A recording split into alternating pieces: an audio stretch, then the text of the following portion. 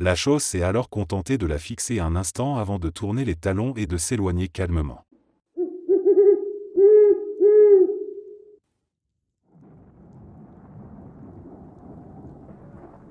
Cette expérience m'est arrivée il y a 5 ans, j'avais 21 ans.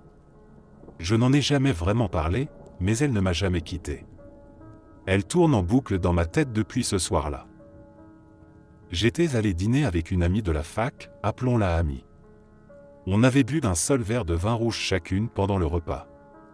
Je passais la nuit chez elle, et quand on est rentré, j'étais complètement lucide. C'était un verre de vin pris avec le dîner, je ne m'étais jamais senti ivre ou même légèrement désorienté. En rentrant, Amie s'était mise dans sa salle de bain attenante pour se brosser les dents. Moi, j'étais allongé sur le côté dans son lit double, tourné vers la salle de bain. La lumière en provenance de la pièce éclairait partiellement la chambre, et l'ambiance était calme, presque paisible. Puis, sans le moindre bruit préalable, j'ai senti une main parcourir mon dos. Une main réelle. Les doigts étaient longs, avec des ongles qui grattaient légèrement ma peau en descendant lentement de ma nuque jusqu'au bas du dos. C'était précis, tangible.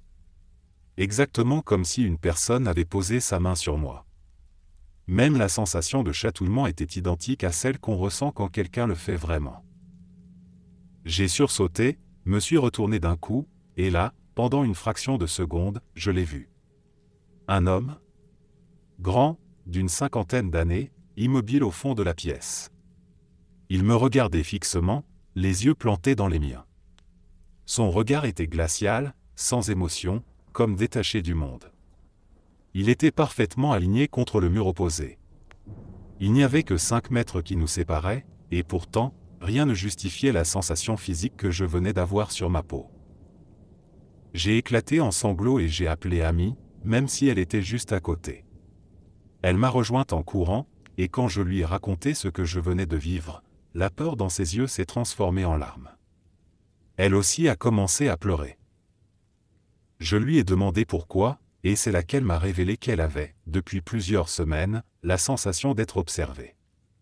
Elle m'a montré des messages qu'elle avait envoyés à son copain, où elle lui expliquait qu'elle avait du mal à dormir à cause de cette présence pesante dans sa chambre, comme si quelqu'un la fixait depuis un coin de la pièce. Ce n'est qu'après, poussé par l'angoisse, que j'ai fait quelques recherches sur le quartier. Et j'ai découvert qu'un célèbre tueur en série, du moins bien connu à Londres, avait vécu à 2 maisons de là. Il s'attaquait principalement à de jeunes hommes. Je ne l'avais jamais su avant. Je n'arrive toujours pas à comprendre comment tout cela est possible. La sensation de cette main est restée gravée dans ma mémoire. Je l'ai senti. J'ai vu cet homme. Rien ne peut me faire croire que ce n'était pas réel.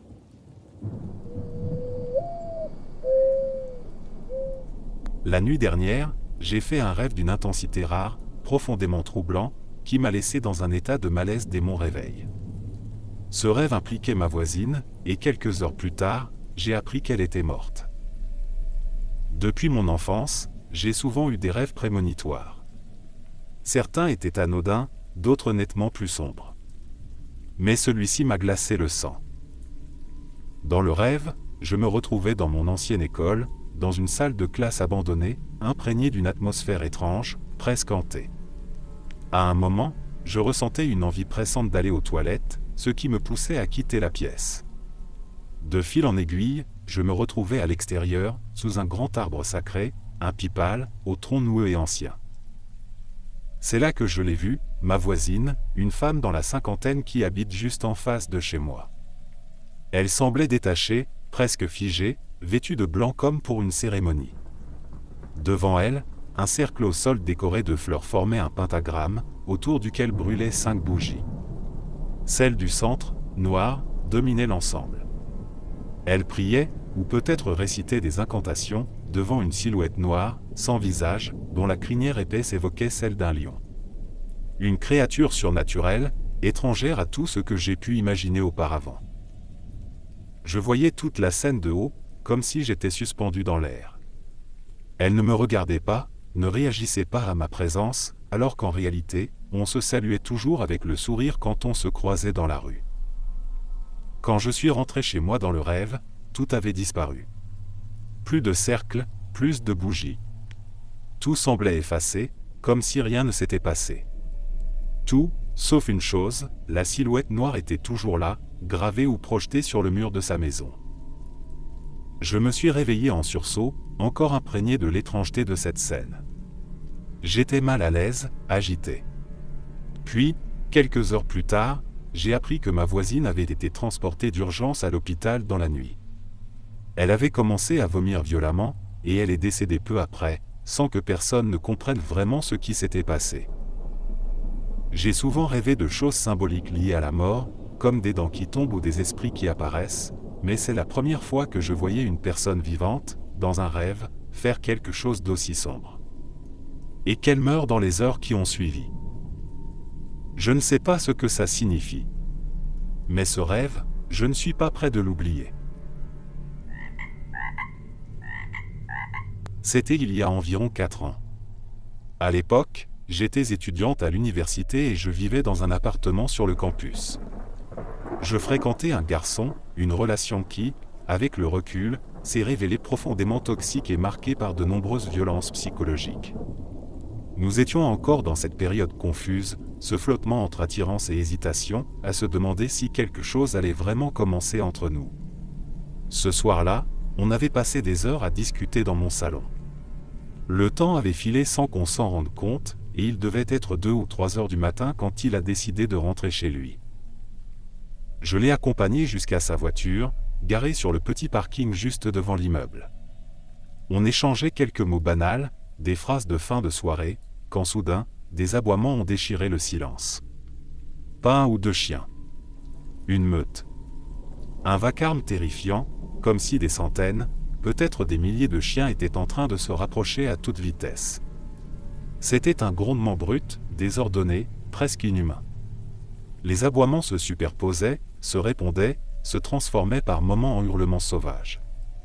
Il y avait une violence animale dans ces sons, une force brute, impossible à ignorer. On s'est figé, complètement paralysé, nos regards cherchant désespérément une explication dans l'obscurité. Le vacarme devenait plus intense, plus pressant.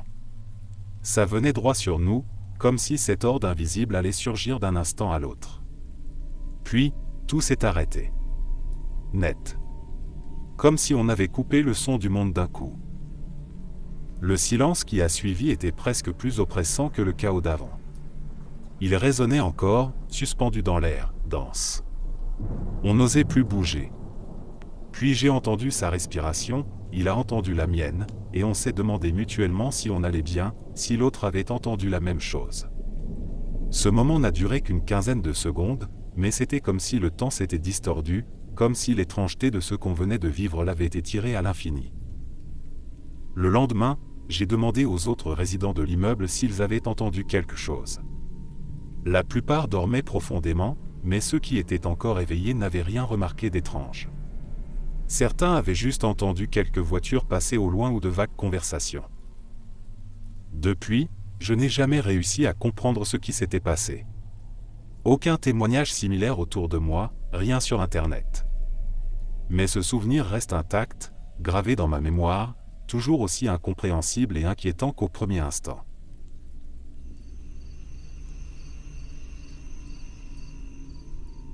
C'était l'année dernière, mais j'y repense encore souvent. Ça me trotte dans la tête, comme un souvenir qu'on ne sait pas vraiment où ranger. Je venais d'être opéré de la vésicule biliaire, une intervention classique, rien de grave. Tout devait bien se passer. Au réveil, en salle de repos, je me sentais plutôt bien. Un peu vaseux, bien sûr, mais rien d'inquiétant. Puis, environ 1 heure plus tard, c'est comme si quelque chose avait basculé. Une sensation de froid intense m'a envahi, suivie de vertige. Mon cœur battait à toute vitesse, comme s'il voulait sortir de ma poitrine.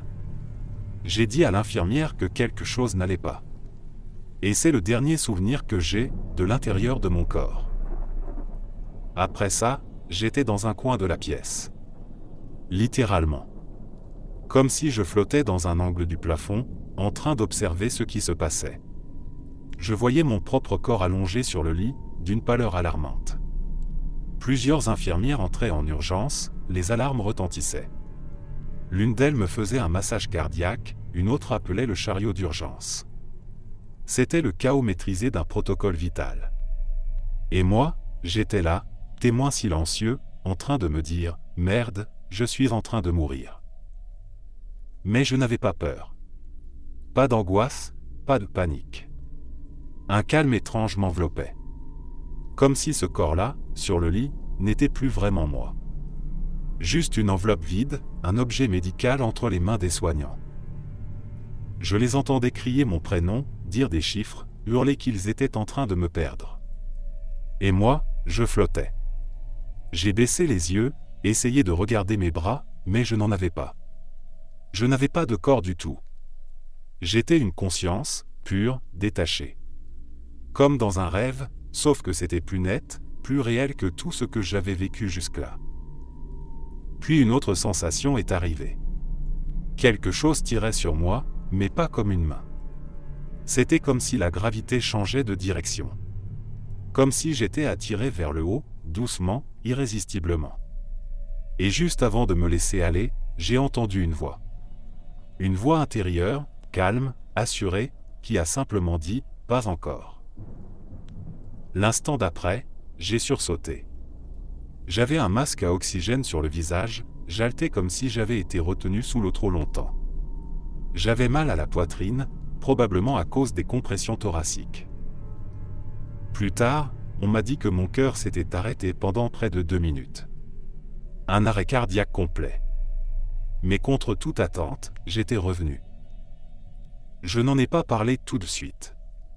Trop étrange. Trop intime. Mais je le sais, ce que j'ai vécu, c'était réel. Je n'étais pas en train de rêver, ce n'était pas une hallucination provoquée par des médicaments. Pendant ces 2 minutes, j'étais plus vivant que je ne l'avais jamais été. Et cet endroit où j'étais, ce n'était pas le vide.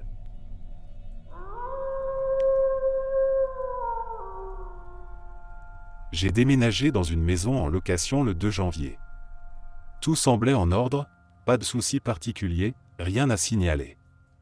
La première bizarrerie est survenue environ 1 semaine après.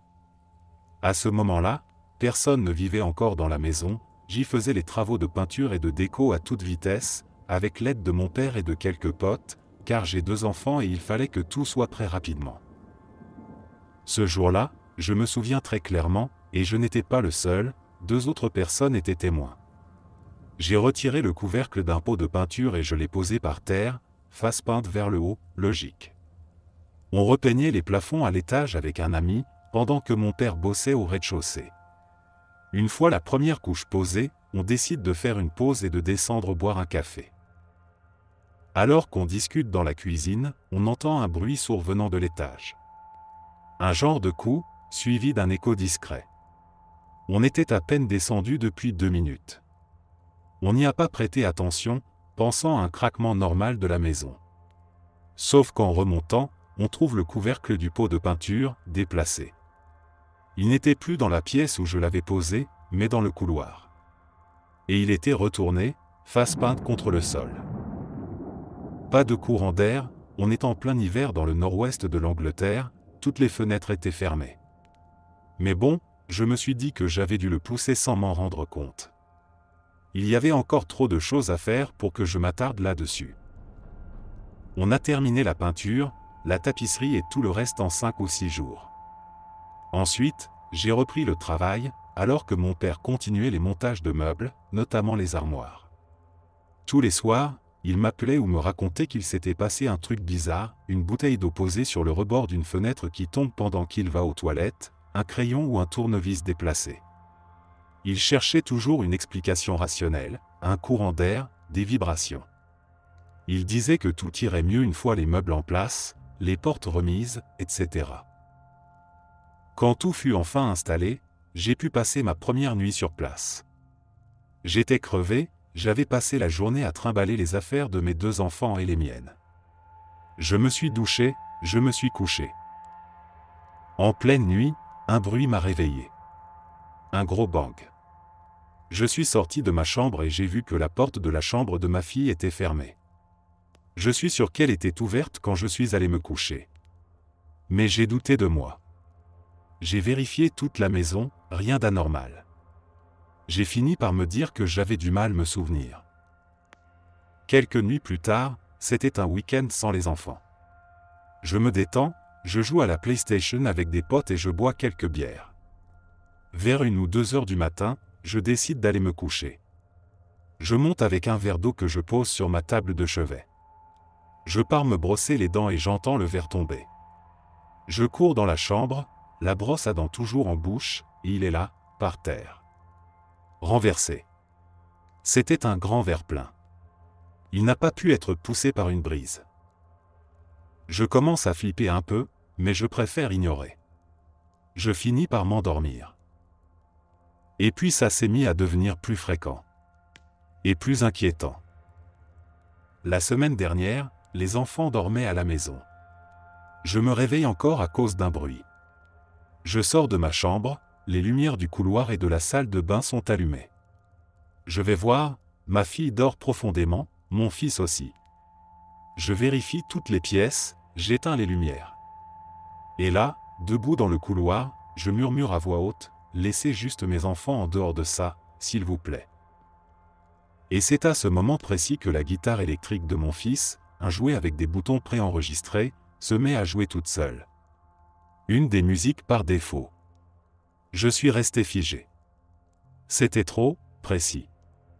J'ai couru dans la chambre, je l'ai attrapé et j'ai retiré les piles. Je me suis assis là, dans le couloir, encore sous le choc. Puis je me suis dit que je ne pouvais pas rester comme ça. J'ai réveillé mes enfants et je les ai pris avec moi dans mon lit. Au moins, je pouvais les voir. Ils se sont rendormis en une demi-heure. Moi, j'étais sur les nerfs. Et alors que je commençais enfin à m'assoupir, le jouet Buzz l'éclair s'est mis à parler tout seul, vers l'infini et au-delà, comme s'il décollait. Je l'ai saisi immédiatement, mais celui-là avait une vis pour accéder aux piles. Impossible de faire quoi que ce soit. Alors je l'ai glissé sous le matelas pour étouffer le son, et j'ai attendu que ça cesse. Il n'y a plus eu de bruit après ça. J'ai dormi 2 heures, pas plus. Je ne sais plus quoi penser. Est-ce que je perds la tête? Est-ce qu'il se passe vraiment quelque chose ici? Je suis pas du genre à crier aux fantômes à la moindre ombre, mais là, je ne peux plus faire comme si de rien n'était.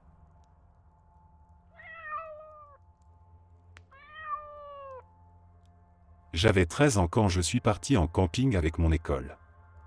Dès notre arrivée, j'ai senti que quelque chose n'allait pas. Le campement n'était qu'un groupe de petites tentes plantées dans une forêt dense, sombre, presque oppressante. L'ambiance avait quelque chose d'étrangement figé.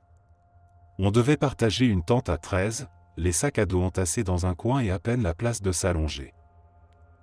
Les activités en journée étaient chouettes, on avait construit un radeau, joué au foot, grillé des marshmallows autour d'un feu. L'ambiance était détendue, tout le monde riait, ça me rassurait un peu. Le soir venu, j'ai choisi le lit du fond, tout contre la toile de la tente. En ouvrant ma valise, j'ai réalisé que j'avais oublié mon pyjama. Tant pis. Je me suis endormi habillé, épuisé par la journée. J'ai dû dormir 3 ou 4 heures, pas plus, quand un bruit sourd m'a tiré du sommeil. Un grondement lointain, grave, presque guttural.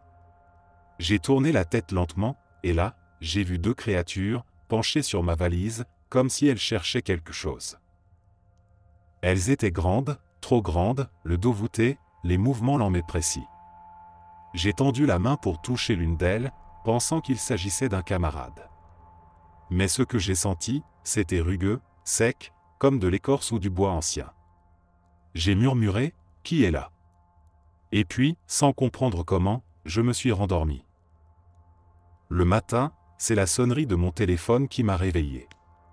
Pourtant, on n'était pas censé en avoir, et j'étais sûr de l'avoir mis en silencieux.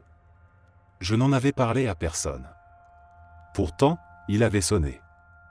Les autres m'ont demandé à qui appartenait le téléphone, mais j'ai fait semblant de dormir. On devait se lever à ce moment-là de toute façon, alors je me suis levé comme si de rien n'était. Je suis sorti de la tente, il faisait glacial. J'ai contourné la toile pour uriner dans les buissons. En me retournant, j'ai vu quelque chose par terre, juste à l'endroit où je dormais, un lapin, mort, étendu sur le flanc. J'ai appelé un enseignant, qui m'a dit qu'un animal sauvage avait sûrement dû le tuer pendant la nuit. Il a promis de faire venir quelqu'un pour nettoyer. Le reste de la journée était sans intérêt. J'ai passé mon temps allongé, à manger des bonbons et à repenser à ce que j'avais vu, ou cru voir. Le soir venu, on a de nouveau mangé autour du feu, des marshmallows et des pâtes tièdes, presque froides, mais j'avais faim, alors je n'ai rien dit. 1 heure plus tard, au moment du coucher, un des profs nous a rappelé que, si on avait besoin d'aller aux toilettes durant la nuit, on devait absolument y aller à 2. Le coin était trop dangereux pour s'y aventurer seul. Je n'ai pas trop relevé mais j'ai quand même choisi un camarade pour la forme. Je me suis endormi assez vite. Cette fois, c'est mon envie de pisser qui m'a réveillé. J'ai tenté de réveiller mon binôme, mais il dormait profondément, impossible de le faire bouger. Alors j'ai pris sur moi et je suis sorti seul. Il faisait noir. Vraiment noir. Je distinguais à peine les formes autour de moi. En passant près des bancs, je me suis figé net. Il était là. Encore. Immobile. Silencieux. Il me regardait. Très grand, bien plus qu'un homme. Et il tenait quelque chose dans les bras, peut-être un animal. Je l'ai fixé pendant de longues secondes, incapable de bouger. Puis j'ai détourné les yeux et continué mon chemin jusqu'aux toilettes, le cœur battant. J'ai uriné, me suis lavé les mains et suis ressorti, plus nerveux encore. Le banc était vide. La créature avait disparu. Je suis retourné à la tente, en jetant des regards partout. Rien. Le calme total. Comme si rien ne s'était passé. Mais je sais ce que j'ai vu. 2 fois. Ce n'étaient pas des humains.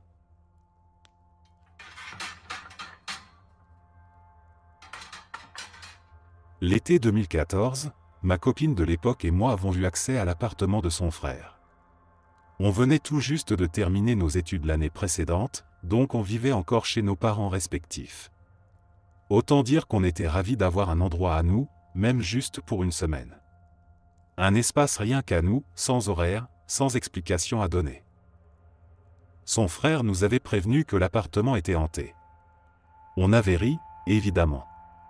Ni elle ni moi n'étions particulièrement sensibles à ce genre de choses. On avait mis ça sur le compte d'une blague, d'un petit folklore personnel. On était surtout content d'avoir un endroit où dormir après nos soirées sans déranger personne. Dès la première soirée, quelque chose s'est produit. On était allongés sur le canapé, en train de regarder un film, quand on a entendu un bruit sec dans la cuisine. Quelque chose venait de tomber. En allant voir, on a trouvé un gobelet en plastique au milieu du sol. Un de ceux posés sur le plan de travail. Comme s'il avait été violemment renversé. On n'avait même pas mis les pieds dans la cuisine de la soirée, on avait mangé à l'extérieur. On l'a laissé là et on est retourné au film. Le lendemain matin, on est sorti juste après le petit déjeuner pour profiter de la journée. Quand on est rentré en fin d'après-midi, on a trouvé un autre objet au sol dans la cuisine, cette fois, un shaker de sport, en plastique lui aussi, assez lourd. On a ramassé les 2 objets. On en a parlé à peine. Comme si on n'avait pas envie de creuser plus loin. Mais c'est cette nuit-là que les choses ont basculé. Avant d'aller se coucher, on avait fermé toutes les fenêtres et tiré les rideaux. L'appartement était au rez-de-chaussée, et on tenait à avoir un peu d'intimité. Il faisait chaud, étouffant même, mais au moins on était tranquille. En pleine nuit, ma copine m'a réveillé. On était tous les 2 allongés sur le dos quand elle m'a murmuré de regarder le plafond. La lampe suspendue, un abat-jour accroché à un long fil tournait. Pas lentement. Elle tournait vite. Comme si quelqu'un l'avait poussée de toutes ses forces pour qu'elle fasse des cercles parfaits au-dessus de nous. J'étais éveillé, mais fatigué. Je me souviens l'avoir fixée jusqu'à ce qu'elle ralentisse, puis s'arrête complètement. Et ensuite, je me suis rendormi. Le lendemain matin, elle m'a avoué qu'elle n'avait pas fermé l'œil de la nuit, trop perturbée par ce qu'elle avait vu. Je me souviens qu'elle était secouée, oui. mais on n'en a jamais reparlé. Et de toute façon, notre histoire s'est terminée à l'automne, quelques mois plus tard. 8 ans plus tard, dans une autre ville, par pur hasard, on s'est retrouvés lors d'une soirée. On a fini par rentrer ensemble, comme deux vieux souvenirs qui se recroisent. Et au fil de la discussion, je lui ai demandé « Tu te souviens de la lampe dans la chambre, cet été-là » Elle a levé les yeux, et sans hésiter une seule seconde, elle a explosé. « Oui. » C'était flippant de ouf. Je ne sais pas si ce que j'ai vécu relève du paranormal, mais j'ai besoin de comprendre, ou au moins de poser les choses. Hier soir, tout était normal. Je suis allé me coucher, je me suis endormi sans souci. Puis j'ai commencé à rêver. Dans ce rêve, j'étais en train d'envoyer un message à une amie. Je lui écrivais pour lui demander pourquoi elle mettait toujours tant de temps à répondre à mes textos, ce qui, dans la réalité, est aussi un peu vrai. Les messages dans le rêve étaient sur Snapchat, et je me souviens les avoir tous sauvegardés dans la conversation. Le rêve n'avait rien de particulier. Il ne paraissait pas plus réel que les autres. C'était une situation banale, sans étrangeté ni sensation de lucidité. Juste moi, en train de texter. Et puis je me suis réveillé. Comme d'habitude, j'ai pris mon téléphone. Et là, coïncidence troublante, j'avais un message de cette même amie. Sur Snapchat. Elle écrivait « Désolé de répondre si tard, j'étais occupé ces derniers jours. » Sur le moment, j'ai cru que le rêve n'en était peut-être pas un. Que j'avais vraiment envoyé ces messages dans la nuit. Alors je remonte la conversation. Et là, vide. Aucun message avant sa réponse. Rien.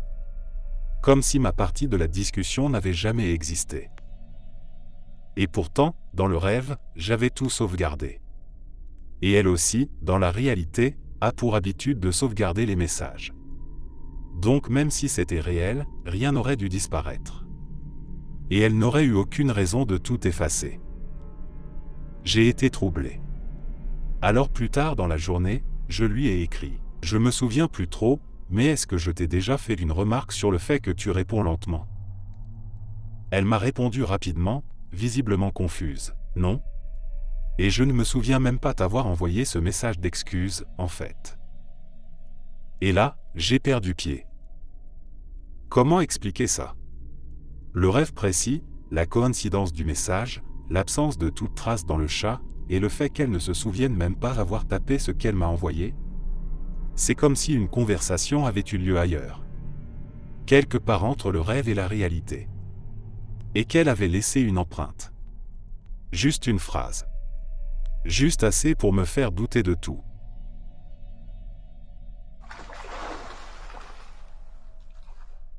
Cela fait une dizaine de jours que j'ai emménagé avec mes parents dans un nouvel appartement. Enfin, nouvelle. Il est situé au-dessus des cuisines d'un internat où travaille ma mère, dans un bâtiment qui a environ 200 ans. Ce n'est pas la première fois qu'on y habite, on y vivait déjà quand j'étais plus jeune, donc l'endroit m'est familier. Ma mère, elle, a toujours été sensible à ce genre de choses. Elle a vécu plusieurs expériences étranges, notamment dans cette école. Moi, je n'ai jamais rien vu, rien entendu. Je ne suis pas croyant à proprement parler, mais je ne suis pas complètement fermé non plus. Disons que je garde l'esprit ouvert. Ce qui s'est passé remonte à 2 jours. Il était environ 23 heures, je me préparais dans ma chambre avant de sortir. Pas de musique, pas de vidéo, mon téléphone était en mode silencieux, mon ordi éteint. Tout était parfaitement calme. J'allais enfiler mes chaussures quand j'ai entendu une voix. Claire. Distincte. Celle d'un jeune homme, neutre, ni menaçante, ni bienveillante. Il a dit, il est encore là. C'était net, comme si quelqu'un se tenait juste derrière moi. Mais j'étais seul. La porte était fermée, les fenêtres aussi. Mes parents dormaient. Et même si l'un d'eux avait été réveillé, ça ne ressemblait en rien à la voix de mon père, et de toute façon, elle aurait été étouffée par la cloison. Je n'étais ni fatigué, ni stressé. Je n'avais pas bu, rien consommé. Je prends un traitement pour le tas depuis presque 3 ans, et je n'ai jamais eu d'hallucination ni d'effets secondaires bizarres. Je ne peux pas dire que ça m'a fait peur. Pas vraiment. C'était surtout étrange. Comme un détail qui ne colle pas dans un tableau familier.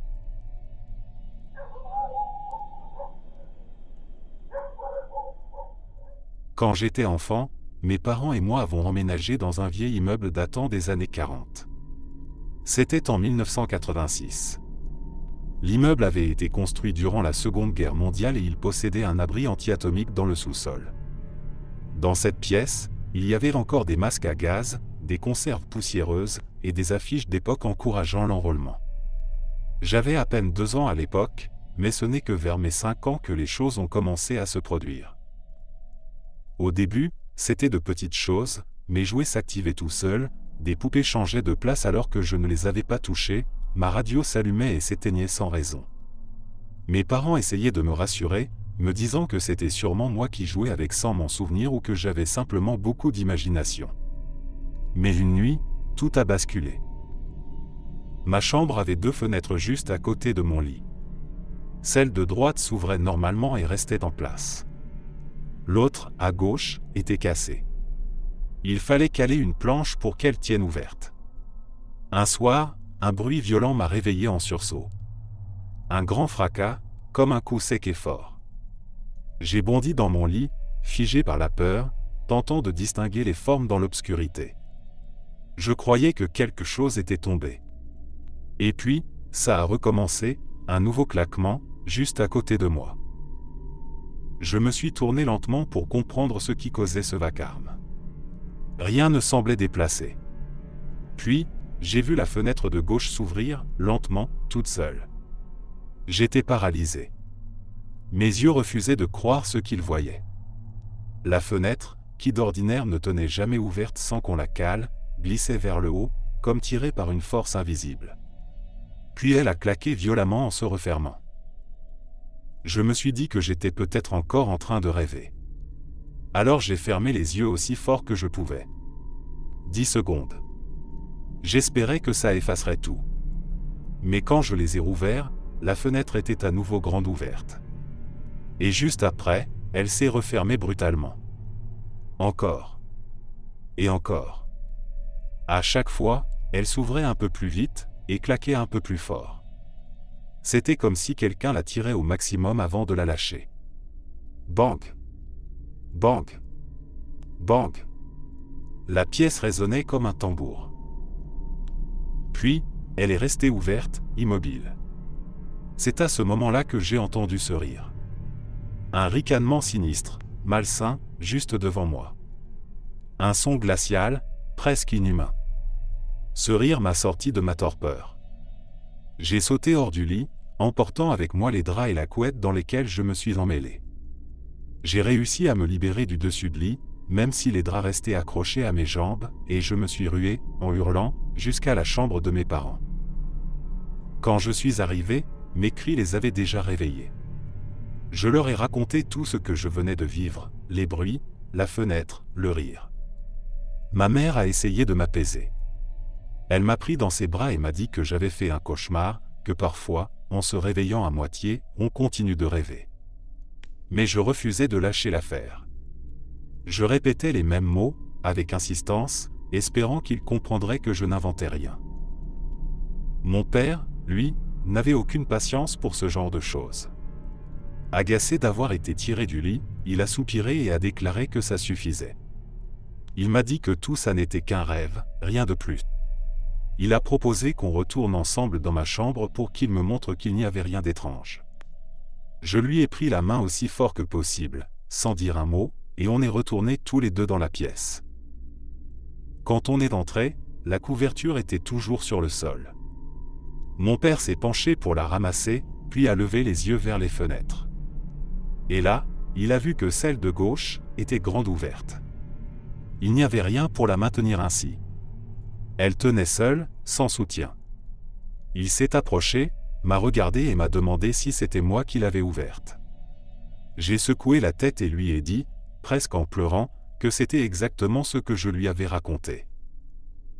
Il a soupiré, pensant encore que je divaguais. Il s'est approché davantage, inspectant les rebords pour voir si un objet avait pu la coincer. Il a glissé sa main dans l'ouverture. Et à l'instant même où il l'a fait, la fenêtre a claqué si fort qu'elle lui a pincé les doigts. Il a retiré sa main en sursaut. Là, je l'ai vu. Son expression avait changé. Ce n'était plus de la colère ou de l'agacement, mais quelque chose de plus rare chez lui, de l'inquiétude.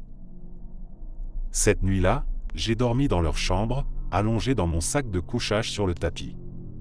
Après cet événement, les choses n'ont fait qu'empirer. Mais ça, c'est une autre histoire. 40 ans plus tard, je me souviens encore parfaitement du son de la fenêtre qui claque, du rire qui glaçait le sang et de la terreur qui battait dans ma poitrine d'enfant. C'est un souvenir qui me hante encore aujourd'hui.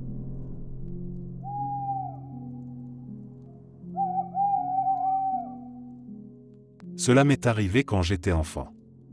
Et même aujourd'hui, ça me hante encore. Je ne sais pas si c'était quelque chose de paranormal, un phénomène psychologique ou autre chose. Mais sur le moment, c'était terrifiant. Et terriblement réel. Je me trouvais dans une pièce qui en rejoignait une autre, comme deux chambres reliées par une simple ouverture. Dans la seconde, il y avait un miroir. Je me souviens avoir regardé dedans. Rien d'étrange ne m'est apparu tout de suite. Pas de reflet tordu, pas de mouvement anormal. Mais dès que mes yeux ont croisé la glace, quelque chose a changé. C'était comme si quelque chose d'invisible m'avait traversé. Je ne l'ai pas vu, mais je l'ai senti. Comme si une présence m'envahissait. D'un coup, je n'étais plus maître de mon propre corps. Je voyais tout à travers mes yeux, mais je n'avais plus le contrôle. J'étais là, coincé quelque part en arrière-plan, simple spectateur. Et c'est là que j'ai commencé à hurler. Des cris puissants, glaçants, incontrôlables. Mais ce n'était pas moi qui criais. C'était ma bouche, ma voix, mais le son ne venait pas de moi. Il ne m'appartenait pas. J'ai essayé d'appeler à l'aide. De parler. De dire quelque chose. Mais rien ne sortait correctement. À chaque tentative, ma voix se transformait en murmures incohérents, des sons déformés, presque inhumains. Et ça ne s'arrêtait pas. Jusqu'à ce qu'un membre de ma famille entre précipitamment dans la pièce. Ils avaient entendu les cris. Ils m'ont vu là, figé, les yeux écarquillés, en train de hurler sans raison apparente. Et au moment précis où nos regards se sont croisés, tout s'est arrêté. D'un coup. Comme si quelque chose s'était détaché de moi. Quelque chose qui m'avait brièvement habité et venait de me quitter. J'ai senti mon corps redevenir le mien. Je pouvais bouger. Je pouvais parler. Et malgré l'intensité des cris, ma gorge n'était même pas irritée. Comme si rien ne s'était vraiment produit. Mais ce n'était pas juste dans ma tête. Il l'avait vu. Il l'avait entendu. Je n'ai jamais compris ce qui s'était passé ce jour-là. Mais je sais ce que j'ai ressenti. Et je sais, au fond de moi, que je n'étais pas seul dans mon corps.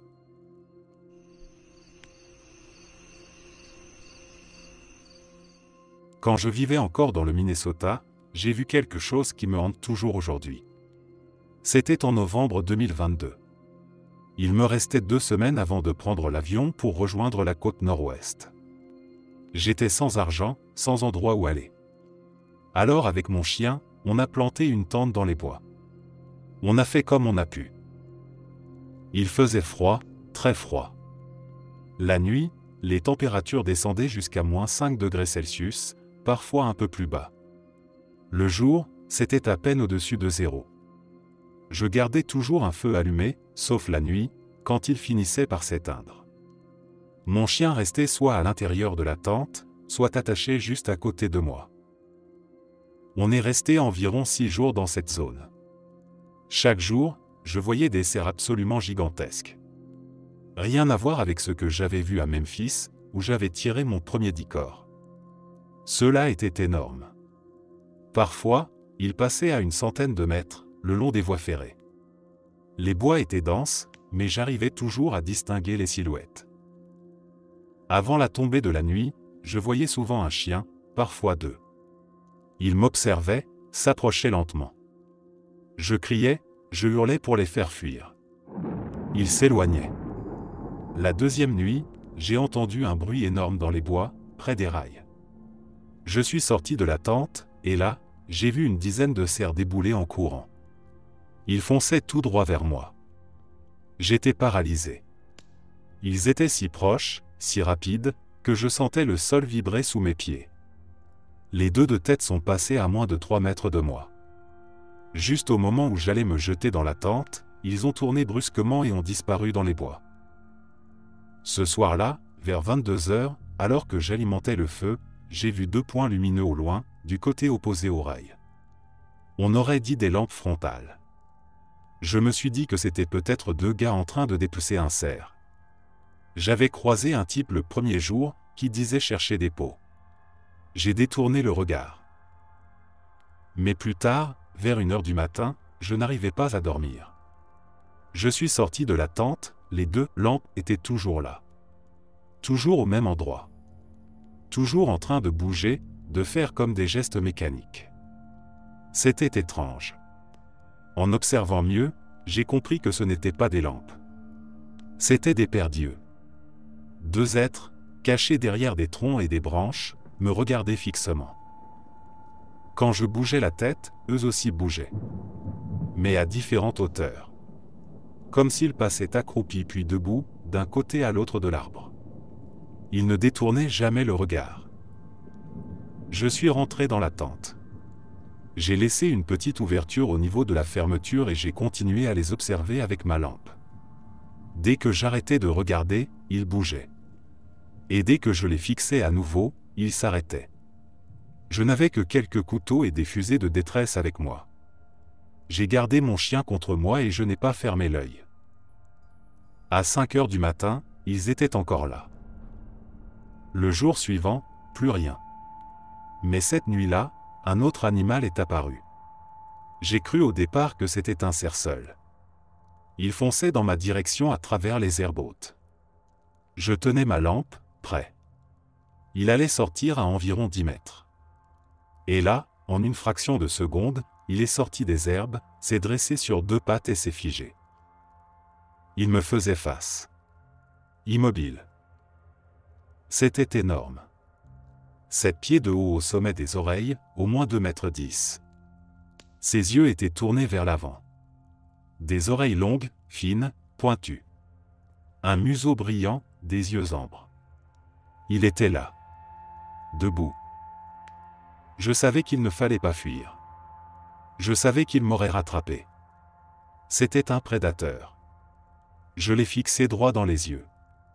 Et d'un coup, j'ai hurlé « Hey !» Un cri venu de nulle part, que je ne me connaissais pas. Un cri animal. Au moment où j'ai hurlé, j'ai cligné des yeux. Et en les rouvrant, il n'était plus là. Juste un bruissement dans les herbes mortes. Pas assez fort pour être une vraie fuite. Il n'était pas loin. Le lendemain, je suis allé en ville. J'ai trouvé un café avec du Wi-Fi. Quand mon téléphone s'est allumé, j'ai tapé Anubis sur Google. En voyant l'image, j'ai eu les larmes aux yeux. C'était ça. Ce que j'avais vu. J'ai demandé à ma famille de m'envoyer un billet pour partir plus tôt. Mes 2 semaines de camping sont devenues une. En revenant au camp pour tout replier, j'ai stupidement oublié l'endroit exact où j'avais vu les 2 autres la nuit précédente. J'ai marché droit devant, passant à quelques mètres de leur emplacement. Je me suis installé un peu plus loin, dans une partie plus dense de la forêt. Cette nuit-là, j'ai entendu des hurlements. Longs, profonds. Des coyotes. Puis des loups. Je n'avais jamais entendu de cris aussi longs. 1 minute entière de hurlements. J'ai jeté des bûches entières sur le feu pour ne pas avoir à sortir souvent. Et là, dans la nuit, les 2 paires d'yeux étaient revenus. Puis la nuit suivante, 6 paires. Puis 8. Elles restaient immobiles. Toujours au même endroit. Toujours à la même distance. Sauf les 2 premières. Celles qui imitaient mes mouvements. Elles penchaient la tête comme moi. Se cachaient derrière les arbres. bondissaient comme des singes dès que j'ouvrais la tente. Le jour du départ, j'ai tout laissé derrière moi sauf ce que je pouvais emporter dans l'avion. Je n'ai jamais raconté cette histoire. Personne ne me croirait. Mais je pense à ces nuits-là chaque jour. Lors d'un road trip vers New York, je me suis arrêté à Cleveland pour passer la nuit chez des amis.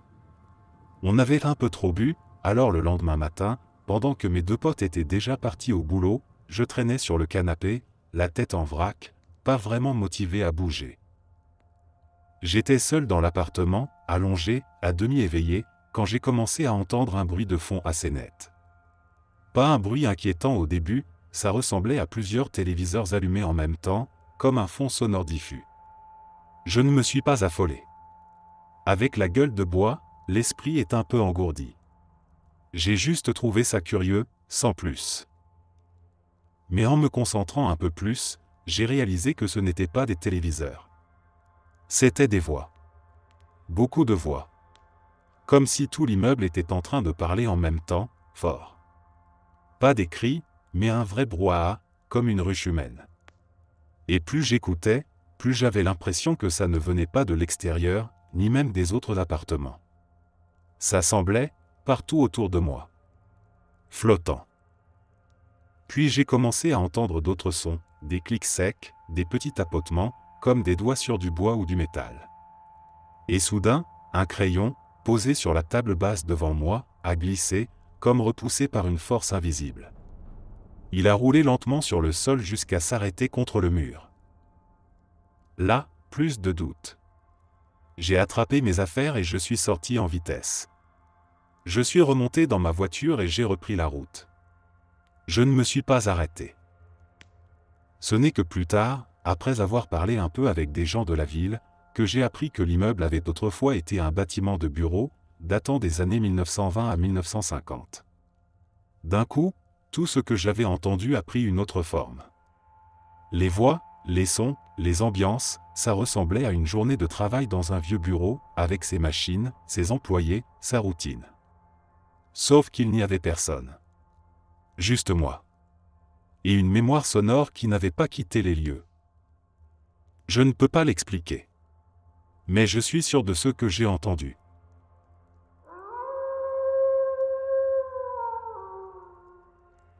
J'avais autour de 9 ou 10 ans lorsque j'ai passé quelques jours chez mes grands-parents, dans leur maison de campagne isolée au milieu de nulle part, entourée seulement de quelques habitations espacées de plusieurs centaines de mètres, un endroit où tout le monde se connaît et où les journées sont d'un calme presque figé. À l'époque, mon frère aîné vivait chez eux depuis un moment déjà, et il avait installé son ordinateur dans une pièce à l'étage. Je passais des heures entières là-haut, absorbé par des jeux comme Warcraft 3 ou World of Warcraft, heureux d'avoir ce petit coin rien qu'à moi. Un dimanche matin, vers 10 ou 11 heures, mes grands-parents se préparaient comme d'habitude pour aller à l'église, et moi, je n'avais pas du tout envie de les accompagner, alors j'ai feint un malaise, prétendu que je me sentais faible, que j'avais mal au ventre, et malgré leurs tentatives pour me convaincre, ils ont fini par céder et m'ont laissé seul à la maison, ce que j'avais secrètement espéré depuis le réveil. À peine un quart d'heure après leur départ, alors que je commençais tout juste à me détendre et à profiter du silence pour jouer tranquille, un bruit inattendu a surgi du rez-de-chaussée, la porte d'entrée venait de s'ouvrir lentement. Je me suis immédiatement figé, le souffle coupé, une montée de panique me traversant sans prévenir, et dans le silence redevenu total, j'ai osé sortir de la chambre pour m'approcher lentement de la cage d'escalier, espérant entendre autre chose qui me rassurerait. Ce que j'ai entendu à la place, c'était des pas, lents, lourds, qui résonnaient sur le sol du bas, comme si quelqu'un se déplaçait sans aucune intention de discrétion, et après quelques pas, un silence pesant est revenu, mais il n'a pas duré longtemps, j'ai perçu un son étrange, profondément dérangeant, un grattement qui n'avait rien d'un bruit accidentel, comme si une main traînait délibérément ses doigts sur le mur texturé, glissant lentement contre les petites aspérités, avec une régularité presque trop parfaite pour être humaine. Je n'osais plus bouger, mon corps était devenu rigide, incapable de fuir ou de réagir, seul le battement affolé de mon cœur semblait encore me raccrocher à la réalité, et lorsque le silence est revenu une seconde fois, il m'a semblé encore plus pesant, presque chargé d'une attente. Puis, les pas ont repris, toujours aussi calme, et enfin la porte d'entrée s'est refermée d'un coup sec, suivi du cliquetis sans équivoque d'une clé qui tourne dans la serrure, de l'extérieur. C'est à ce moment-là que j'ai pu bouger de nouveau. Je me suis approché du balcon de l'étage pour vérifier si, par hasard, mes grands-parents n'étaient pas revenus plus tôt que prévu, mais la cour était vide, leur voiture absente, et rien ne justifiait cette visite. Ce n'était pas eux. Je me souviens encore de cette sensation, une lourdeur dans la poitrine, un pressentiment que quelque chose n'allait pas du tout, que cette maison que j'avais toujours trouvée un peu étrange cachait peut-être quelque chose de plus profond, de plus inquiétant. Ce n'est que bien plus tard, en parlant avec mon frère, que j'ai compris que je n'étais pas le seul à avoir ressenti ce malaise. Il m'a avoué avoir vécu plusieurs épisodes étranges lui aussi, des moments sans explication, et même certaines histoires venues des alentours, des choses que les anciens du coin évoquaient à demi-mot. Depuis, je ne peux plus penser à cette maison sans avoir cette impression d'oppression, comme si elle retenait quelque chose d'invisible et d'ancien, une présence diffuse mais constante, perceptible uniquement par ceux qui prennent le temps d'écouter les silences, de sentir le froid soudain dans un couloir, ou d'entendre, derrière une porte close, le frottement lent d'une main qui ne devrait pas être là.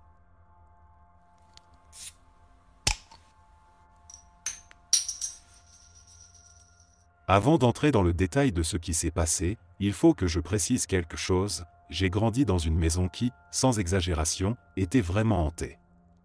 J'ai vécu toutes sortes d'expériences étranges, parfois franchement dérangeantes, pendant mon enfance. Mais je garderai tout ça pour une autre fois, parce que ce dont je vais parler ici est tout récent, et c'est peut-être l'un des moments les plus troublants que j'ai vécu à l'âge adulte. J'ai 31 ans, je viens d'Irak, et il y a quelques mois, je passais une soirée tranquille chez mon meilleur ami.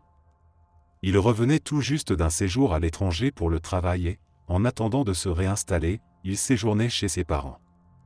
On ne s'était pas vu depuis un bon moment, alors je suis passé chez lui pour rattraper le temps perdu.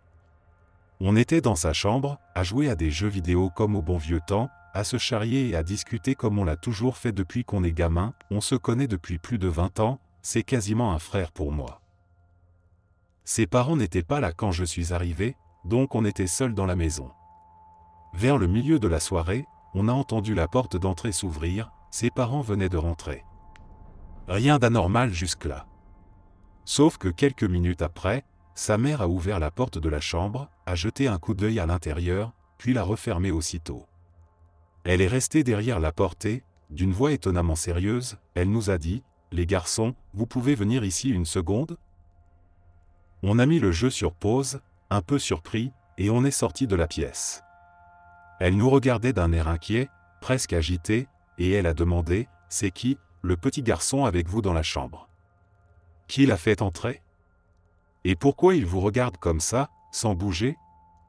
Il va bien ? » Puis elle a ajouté « Pourquoi vous agissez comme si tout était normal alors qu'il y a littéralement un enfant dans la pièce ?»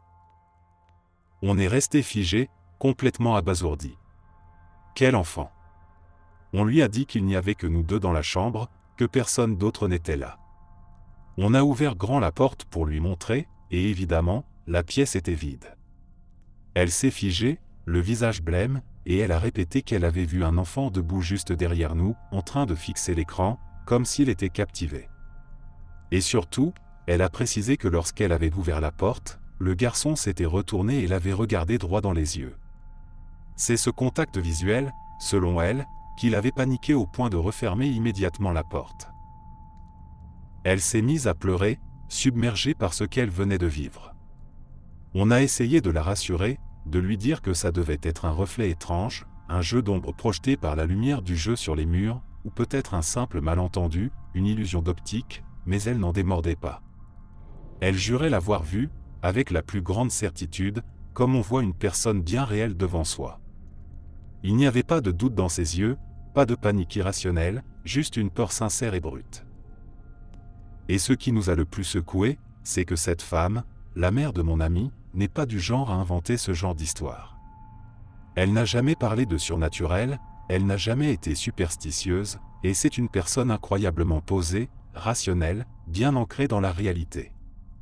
La voir réagir ainsi, elle, de toutes les personnes possibles, a été pour moi la chose la plus inquiétante de toute cette soirée. Je ne sais pas ce qu'elle a vu, ni pourquoi elle l'a vu, mais une chose est sûre, ce n'était pas une simple illusion. Et ce regard dont elle a parlé, ce contact silencieux avec quelque chose qu'elle ne comprenait pas, il me donne encore des frissons aujourd'hui.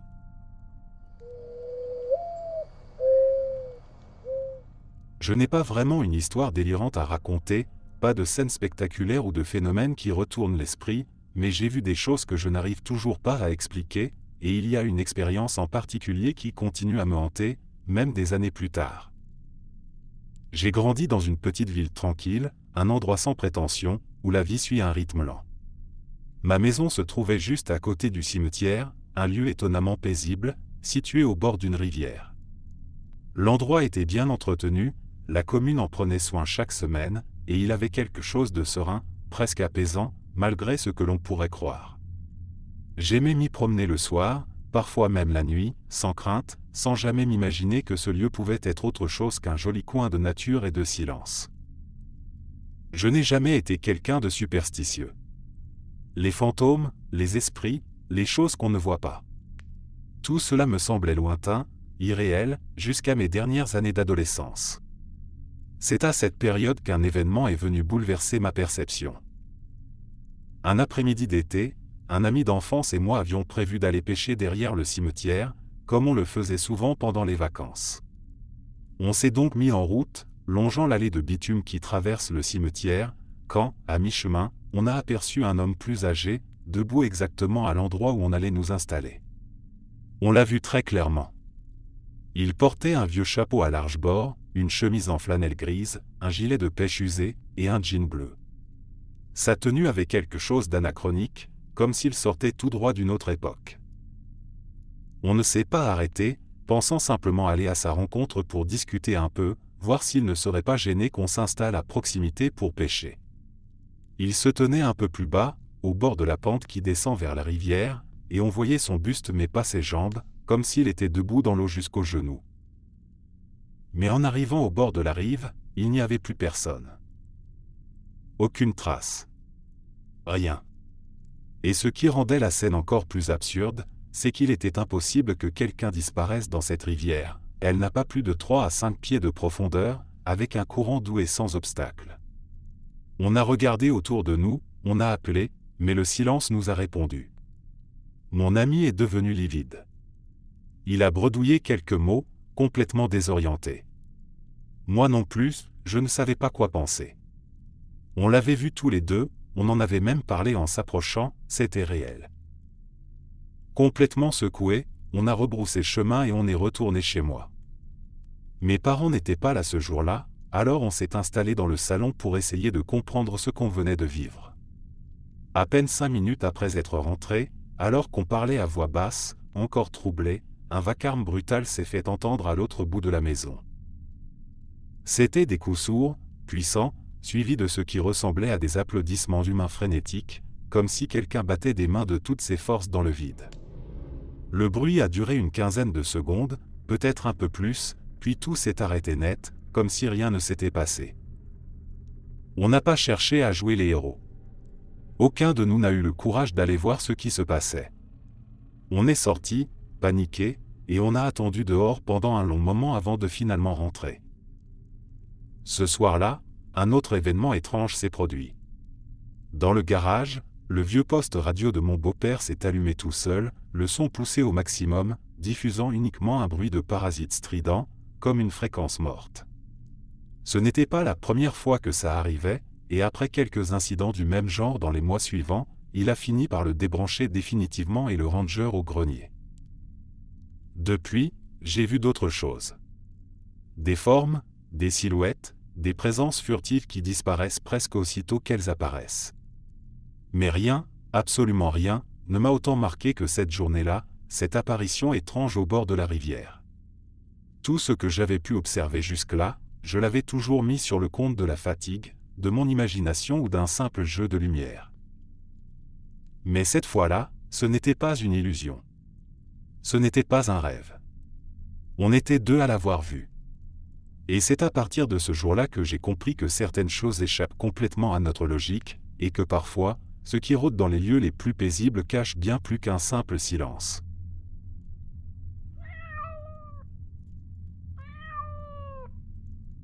Je suis une personne rationnelle, très terre à accent grave terre.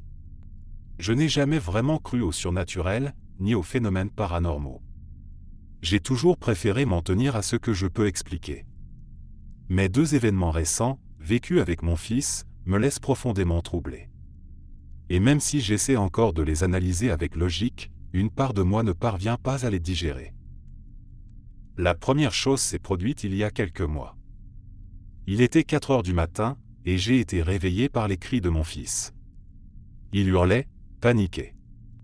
J'ai sauté du lit, j'ai couru dans le couloir et suis entré dans sa chambre en prenant soin de refermer doucement la porte derrière moi pour ne pas réveiller ma fille, qui dort dans la pièce voisine. Mon fils était dans tous ses états. Il insistait, avec des larmes aux yeux, qu'il avait entendu un bruit. J'ai tenté de le rassurer du mieux que je pouvais, lui disant que tout allait bien, qu'il n'avait rien à craindre, qu'il devait juste se rendormir. Je me suis penché pour l'embrasser et le border à nouveau sous la couverture. Et c'est à ce moment-là que nous l'avons entendu, tous les deux, 3 coups frappés à sa porte. Net. Sec. Intentionnel. Le genre de coups qui viennent de quelqu'un. Et ce qui m'a glacé, c'est qu'il venait de la partie supérieure de la porte, bien plus haut que là où un enfant pourrait frapper. C'était clairement humain. J'ai immédiatement ressenti un malaise. Mon instinct s'est tendu, mais mon esprit a tenté de rationaliser, ça devait être mon mari. Peut-être avait-il entendu du bruit et était venu vérifier que tout allait bien.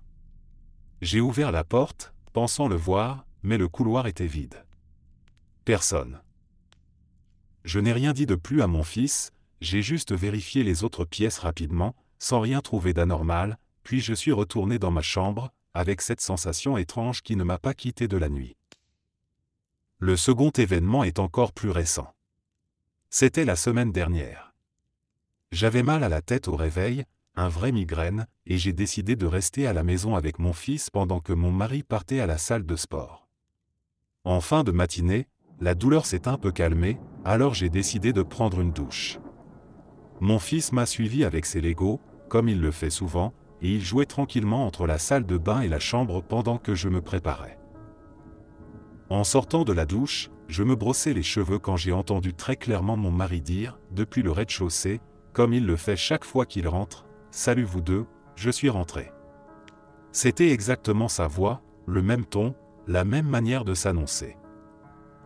Mon fils s'est arrêté net de jouer et m'a regardé. Il m'a dit « Je crois que j'ai entendu papa ». Puis il a couru à la fenêtre pour vérifier si son camion était garé devant la maison. Il est resté silencieux une seconde, puis il a dit « Non, papa est pas là ». Et c'est là que j'ai senti le froid monter dans ma poitrine.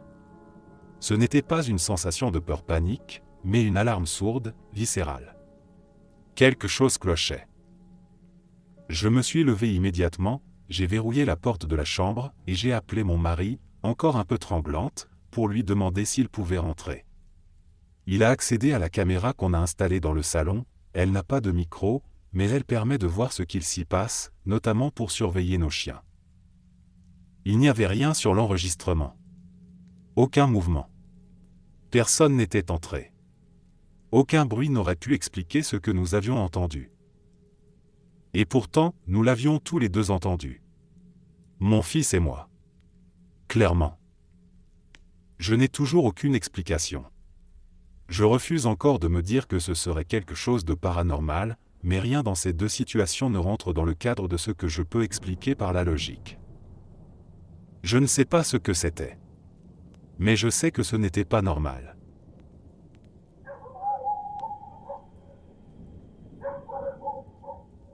Mon copain et moi vivions à l'époque dans la maison ancestrale de ma famille, aux Philippines.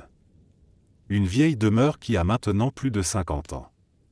Depuis que je suis enfant, j'ai entendu une quantité incroyable d'histoires, de légendes et de récits étranges à son sujet, des choses que les anciens racontaient à mi-voix, le soir, comme pour exorciser une mémoire trop lourde, mais, jusqu'à ce moment-là, je n'avais jamais vraiment cru à tout ça. C'était juste, pour moi, des histoires. Ce soir-là, il devait être un peu avant minuit.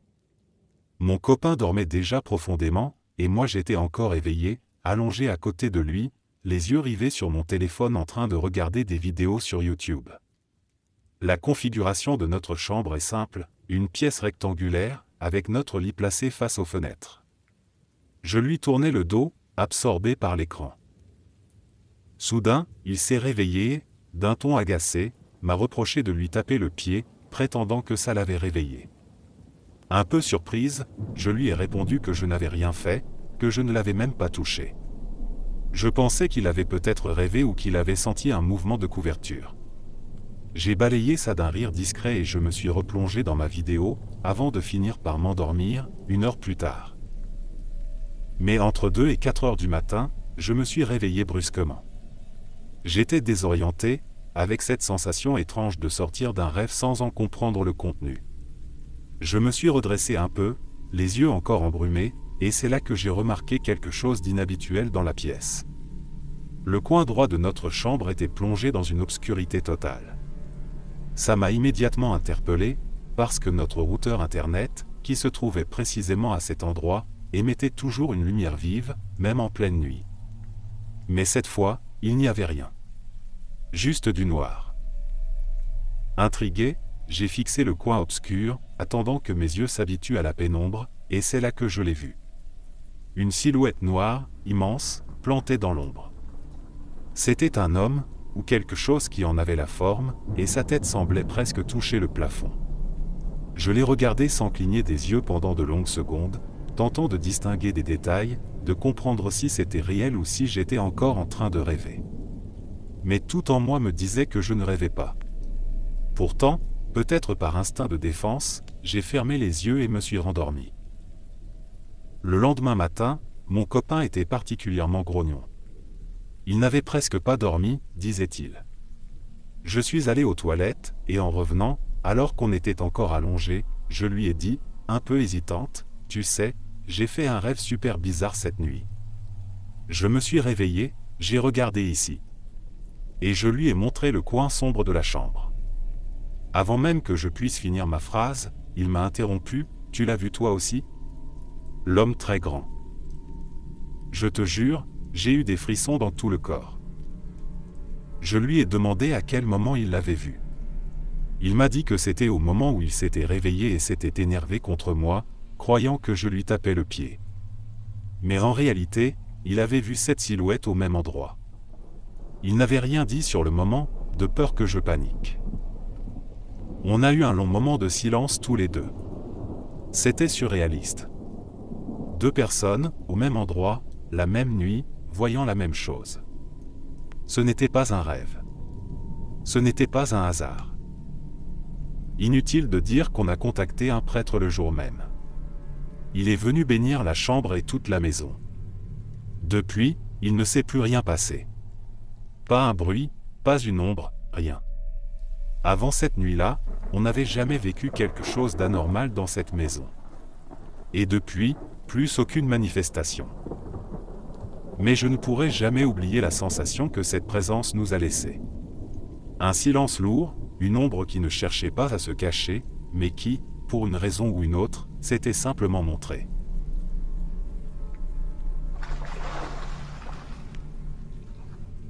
L'autre nuit, aux alentours de minuit, ma belle-mère, qui habite à l'extrémité opposée d'un terrain d'un peu plus de 4000 m² partagé avec ma femme et moi, a appelé ma femme d'une voix paniquée. Elle lui a dit qu'elle entendait des hurlements forts venant de l'arrière de leur maison, juste au-delà de la lisière des arbres. Nous vivons à la montagne, à la base d'une forêt, un endroit reculé où les bruits de la nature sont monnaie courante, mais ce soir-là, quelque chose était différent. Ma femme m'a appelé pour que je vienne écouter. On s'est approché de la fenêtre et on est resté là pendant près de 10 minutes. Ce qu'on a entendu était glaçant, un hurlement aigu, féminin, presque humain. Ce n'était ni un renard, ni un coyote. J'ai depuis écouté tous les enregistrements possibles des animaux de la région et aucun ne correspond à ce que j'ai entendu cette nuit-là. Le cri était trop long, trop puissant, trop chargé d'intention. Au moment où j'ai pensé à sortir mon téléphone pour enregistrer, le son s'est arrêté net. Sur l'enregistrement, on peut entendre ma belle-mère raconter que, lorsqu'elle a entendu ce bruit pour la première fois, elle a allumé la lumière de la terrasse et est sortie. Elle possède 2 bergers allemands, des chiens qui réagissent au moindre bruit. Ce soir-là, aucun des deux n'a aboyé. Pire encore, aucun n'a voulu sortir avec elle, ce qui ne leur ressemble pas. En claquant des mains pour faire fuir ce qu'elle pensait être un animal, elle a aperçu une silhouette, un petit chat gris, de taille domestique, qui s'est approché du ruisseau séparant la cour de la forêt. Il s'est arrêté de l'autre côté, sans chercher à s'approcher davantage, puis il est reparti lentement dans les bois, comme s'il voulait l'amener quelque part. Ma belle-mère, qui adore les animaux tout comme ma femme, s'est inquiétée. Elle a pensé qu'il y avait peut-être un animal blessé ou piégé là-bas et, comme dans ces vidéos qu'on voit sur de dodo, elle s'est imaginée aller secourir un pauvre être en détresse. Mais, consciente que ce n'était pas prudent, elle nous a appelés, demandant si je pouvais venir avec une arme au cas où un coyote ou autre se trouverait dans les parages. Dès qu'elle a prononcé les mots « fusil »,« forêt » et « peur », j'ai été sur le qui-vive. J'ai attrapé mon gilet pare-balles, 2 couteaux, mon pistolet, mon fusil à pompe, ma lampe torche fixée à la poitrine et une lampe manuelle. Nous nous sommes rejoints dans notre jardin. Je leur ai dit de prendre la voiture et de la positionner sur le petit chemin à droite, pour essayer d'éclairer la lisière de la forêt avec les phares, pendant que moi j'allais contourner discrètement la maison de ma belle famille par l'arrière pour ne pas réveiller mon beau-père ni alerter les chiens. Je suis passé par un petit pont qui traverse le ruisseau et me suis avancé en diagonale vers la clôture qui délimite notre propriété. À gauche, cette clôture s'enfonce profondément dans la forêt, et à droite, il y a un chemin qui mène à quelques maisons isolées. À peine ai-je posé le pied sous les arbres que j'ai vu une lueur refléter à travers les buissons, proche de la clôture. N'ayant encore allumé aucune lumière, j'ai sorti ma lampe manuelle pour l'éclairer. J'ai pensé d'abord qu'il s'agissait simplement d'un morceau métallique du grillage. En m'approchant, à une vingtaine de pas, j'ai vu une forme grisâtre, couverte de poils, un peu ovale, posée sur le sol. Ma première pensée a été « raton laveur ». Tout semblait collé. Mais en décalant légèrement le faisceau vers la droite, j'ai vu une autre paire d'yeux. Ce n'était pas un raton laveur. Cette chose était plus grande qu'un coyote, avec un pelage gris, et une allure mi-féline, mi-canine, bien que son apparence penchait plutôt du côté canin. Je ne me souviens plus si elle avait une queue, des oreilles ou d'autres détails. Elle fixait la lumière sans bouger, sans crainte. Et ce qui m'a encore plus frappé, c'est que la créature se trouvait à une dizaine de mètres à peine de l'autre animal, sans que l'un semble dérangé par la présence de l'autre. J'ai balayé la lumière pour suivre le raton laveur, il s'était déplacé derrière un tas de pierres, peut-être vers un terrier. Quand j'ai voulu revenir vers la créature, elle avait disparu plus loin dans les bois. Je ne l'avais même pas vue bouger. Je levai les yeux vers le sommet d'une colline, et là, je vis à nouveau ses yeux. Elle me regardait depuis la crête. Et ce qui me déstabilise encore aujourd'hui, c'est que je ne ressentais absolument aucune peur. Rien. Juste une étrange sensation de calme et une curiosité presque irrésistible. J'ai allumé ma lampe frontale et je me suis avancé vers elle. J'ai parcouru une centaine de mètres sans qu'elle ne recule. À un moment donné, j'ai vu la maison de mes voisins au loin, entre leur terrain et la clôture, le bois formait un passage étroit dominé par la colline. C'est à ce moment-là, alors que la créature dépassait la crête, que j'ai entendu des pas derrière moi. C'était ma femme et ma belle-mère qui arrivaient avec leurs lampes.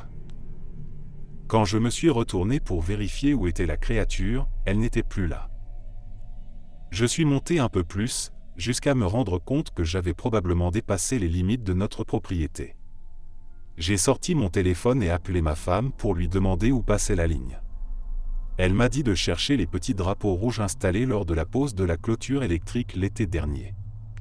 En balayant autour de moi, j'ai fini par les apercevoir à une trentaine de mètres en contrebas. Je suis donc redescendu jusqu'à eux, toujours en gardant un œil vers la colline. Une fois en bas, je leur ai montré où j'avais vu les deux créatures. Et c'est là, alors qu'on s'apprêtait à rentrer sur la terrasse, que le cri s'est fait de nouveau entendre. Ce n'était plus tout à fait le même.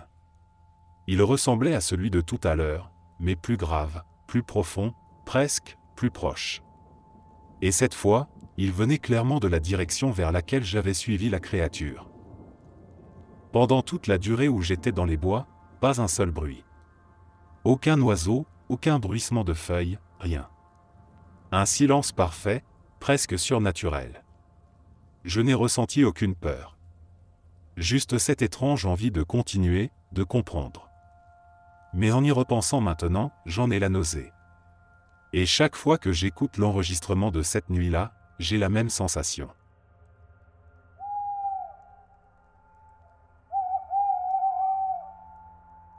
Je ne crois pas à ce genre de choses. Je ne pense toujours pas y croire pour être honnête. Mais ce que j'ai vu hier soir, j'ai besoin de le raconter, de le sortir de moi, parce que je n'ai personne dans mon entourage à qui je peux en parler, pas sans passer pour fou ou déclencher une panique inutile. Hier soir, j'étais en train de bercer ma fille d'1 an pour l'endormir. On était dans sa chambre, dans la pénombre. La porte était entr'ouverte, d'axe en grave peine 1 centimètre, laissant passer un léger filet de lumière venant du couloir. Tout était calme. Jusqu'à ce que, du coin de l'œil, je remarque un changement dans la lumière. Instinctivement, j'ai tourné la tête vers la porte, et j'ai vu quelque chose obstruer partiellement la lueur. Quelque chose qui n'était pas là quelques instants plus tôt. C'était comme si quelqu'un se tenait là, juste à 1 mètre ou 2 de la porte, immobile, en train de regarder dans la chambre. Je n'avais pas entendu ma femme monter, et tout de suite, mon corps s'est tendu. Je me suis penché légèrement à gauche, puis à droite, essayant de juger la largeur de cette ombre, de comprendre s'il s'agissait simplement d'un jeu de lumière, d'un effet d'optique. Mais très vite, j'ai compris que ce n'était pas une illusion. La chose mesurait entre un M60 et un M70, et avait la largeur d'un corps humain. À ce moment-là, je n'ai pas su quoi faire. Alors j'ai réagi de la manière la plus instinctive, la plus animale qui soit. J'ai planté fermement mon pied avant au sol, j'ai serré les dents, et j'ai commencé à grogner en montrant les dents, comme un chimpanzé. Dit comme ça peut paraître ridicule, mais c'est tout ce que j'avais sous la main. Une réaction viscérale, brutale. La silhouette n'a pas bougé. Elle est restée là, parfaitement immobile. Ma fille, elle, a tout de suite senti ma tension. Elle a commencé à pleurer. Je l'ai doucement déposée dans son lit, sans détourner les yeux de la porte. Et c'est là que j'ai vu l'ombre se retirer, lentement, vers la gauche. Comme si elle glissait hors de la lumière. Je n'ai pas réfléchi. J'ai bondi vers la porte, je l'ai ouverte d'un coup sec, prêt à faire face à quoi, je ne sais même pas. Mais il n'y avait rien. Absolument personne dans le couloir. Le silence était total. J'ai repris ma fille dans mes bras parce qu'elle pleurait encore, et à ce moment-là, j'ai entendu les pas de ma femme dans l'escalier. Elle venait tout juste de monter pour m'aider à la coucher. C'est là que j'ai su, avec certitude, que ce n'était pas elle. Je ne lui ai rien dit. Elle croit fermement au surnaturel, et je sais que si je lui avais raconté ce que je venais de voir, elle aurait paniqué. Elle aurait sans doute pris la petite et serait allée dormir chez ses parents. Elle a déjà eu des expériences étranges dans la maison, qu'elle m'a racontées par le passé, mais j'ai toujours mis ça sur le compte de son imagination ou de son anxiété. Jusqu'à hier soir. Et c'est bien pour ça que je n'en ai parlé ni à elle, ni à sa famille. Sa mère est tout aussi superstitieuse, et je sais que cette histoire ne ferait qu'alimenter leur peur. Je ne sais toujours pas ce que j'ai vu. Peut-être que c'était quelque chose d'ordinaire que mon cerveau, dans la pénombre, a interprété de travers. Peut-être. Mais je suis resté lucide, les yeux grands ouverts, et je sais ce que j'ai perçu. Je ne crois pas aux fantômes, je ne veux pas croire aux esprits. Mais ce que j'ai vu hier soir, ce que j'ai ressenti, c'était étrange. Trop étrange pour que je le garde pour moi.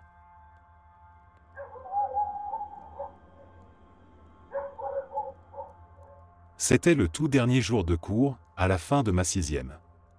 L'école venait de finir pour les grandes vacances, et comme j'habitais à peine à 5 minutes à pied, j'avais l'habitude de rentrer seul. Ce jour-là, j'ai décidé de prendre un raccourci, pas pour la première fois, mais cette fois, au lieu de suivre mon chemin habituel, j'ai choisi de passer par une autre partie du quartier. Un coin que je connaissais de vue, mais où je n'avais jamais vraiment marché. C'était une rue tranquille, un peu à l'écart. Elle avait quelque chose d'étrange, comme abandonnée. Plusieurs maisons semblaient vides, avec des volets clos ou des jardins à l'abandon. Il n'y avait personne dehors, aucun bruit, juste ce calme pesant qui donne l'impression d'avoir dérangé quelque chose sans le vouloir. J'étais un peu mal à l'aise, mais je me suis dit que ce n'était rien. Après tout, j'étais à 2 pas de chez moi. Alors que je longeais le trottoir, j'ai remarqué une voiture garée plus loin, sur le côté de la route. La portière côté conducteur était grande ouverte. Je n'arrivais pas à voir s'il y avait quelqu'un dedans, et franchement, je n'avais pas envie de le découvrir. J'ai toujours évité les inconnus, surtout les adultes, quand je suis seul. Par réflexe, j'ai sorti mon téléphone et j'ai simulé une conversation pour ne pas avoir à interagir. En arrivant à hauteur de la voiture, j'ai entendu une voix d'homme m'interpeller « Excuse-moi, excuse-moi ». J'ai jeté un regard rapide, et là, mon cœur s'est figé. Un homme était assis derrière le volant. Il ressemblait trait pour trait à un prof remplaçant que j'avais eu cette année-là, même carrure, même visage, même dents manquantes. Mais ses yeux étaient entièrement noirs. Pas juste sombres ou fatigués, non. Entièrement noirs. Aucun blanc, aucune pupille visible. Juste 2 trous noirs. Et pourtant, c'était ça le pire, ça ne semblait pas faux. Ça ne ressemblait pas à des lentilles de fantaisie ou à une quelconque mise en scène. C'était comme si ses yeux avaient toujours été comme ça. Comme si, pour lui, c'était normal. Dès que nos regards se sont croisés, je me suis figé. Une seconde à peine. Je n'ai rien dit. Rien du tout. Puis j'ai tourné les talons et j'ai couru. Je me suis mis à courir sans m'arrêter, sans regarder derrière moi. J'avais le souffle court, la poitrine serrée, et ce creux dans le ventre qui te dit que quelque chose est profondément anormal.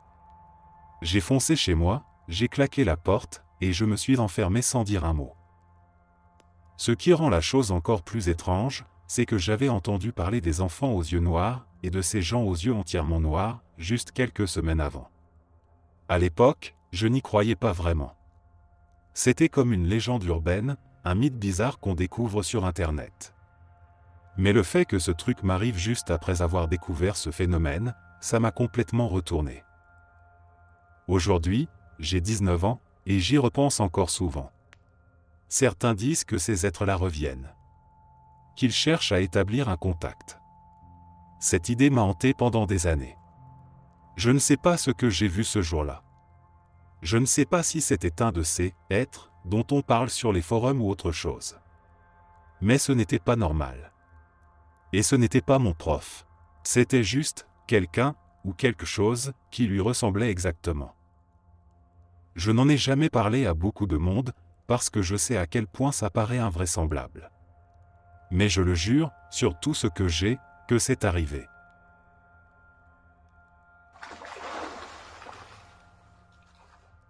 J'ai 27 ans et ma mère, que j'appellerai ici Linda, en a 49. On ne vit plus sous le même toit depuis un moment, mais on reste proche, dans la même région. On a longtemps vécu dans une petite ville, plutôt tranquille, où tout le monde connaît plus ou moins tout le monde. Et pendant toutes ces années, il s'est passé quelque chose d'étrange. Quelque chose qui semblait ne viser qu'elle.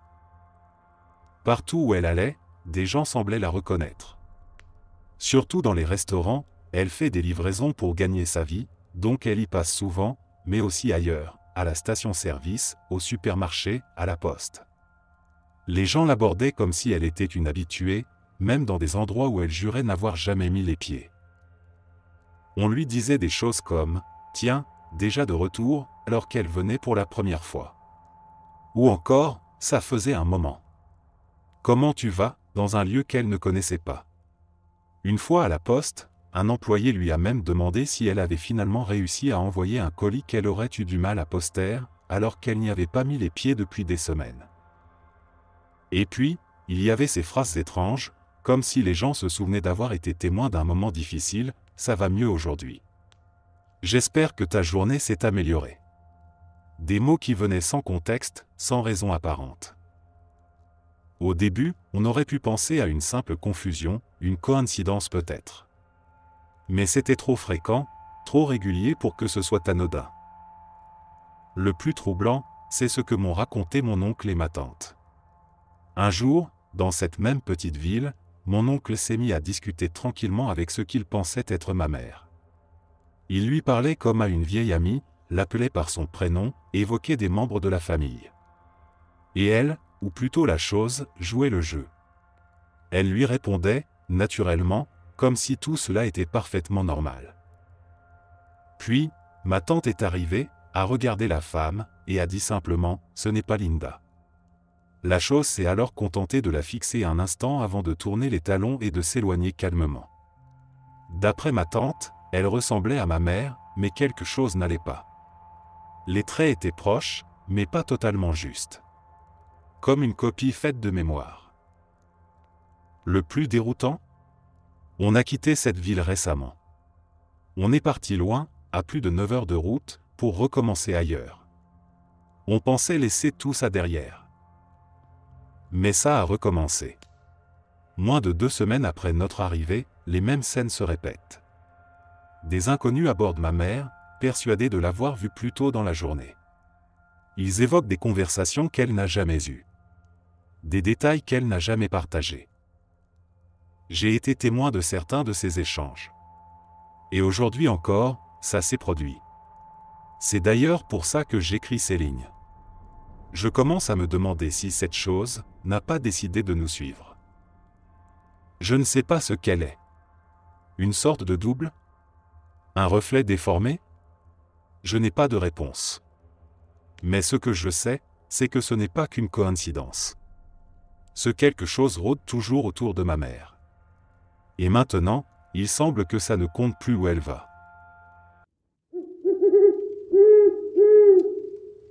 Merci d'être resté jusqu'à la fin. N'oubliez pas d'aimer la vidéo, de vous abonner et de partager vos propres histoires en commentaire. On se retrouve demain à la même heure devant ce feu.